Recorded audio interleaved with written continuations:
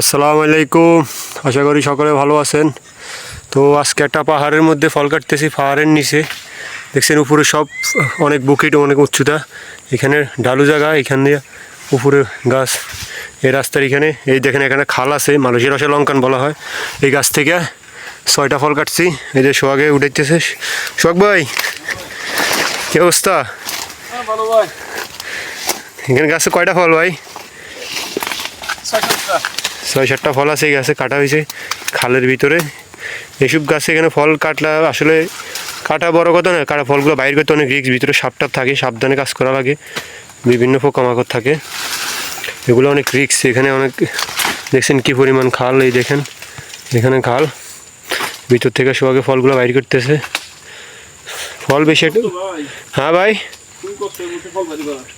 খুবই কষ্ট। ফল বেশি একটা বড় না কেন ভাই?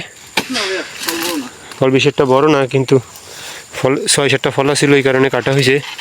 বিশেষ করে এসব গাছগুলো কাটা হয় না বেশি একটা, বেশি জঙ্গলের ভিতরের কারণে রিস্ক হয়ে যায়, এই কারণে এসব গাছের ফল কাটা হয় না। এই যে ফলগুলো বাইর করতেছে, এখানে 4টা, ওই পাশে আরেকটা আছে, নিচে আরও 1টা না 2টা আছে।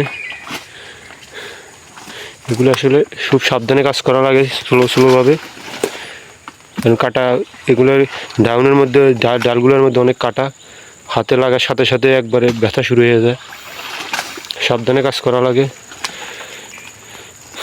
এই আর কি। দেখছেন বাইর করা হয়ে গেছে? হ্যাঁ,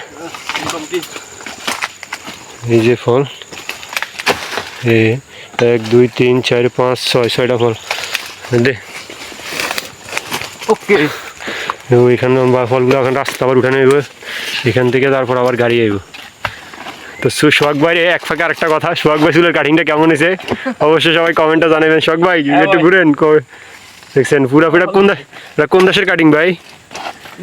এটা ইন্দোনেশিয়ার কাটিং, এই ফরি যেতেছে, এটা ইন্দোনেশিয়ার কাটিং। আরেকটা আছে। ওকে, হ্যাঁ সোহাগ ভাই, ওকে, ভালো থাকবেন।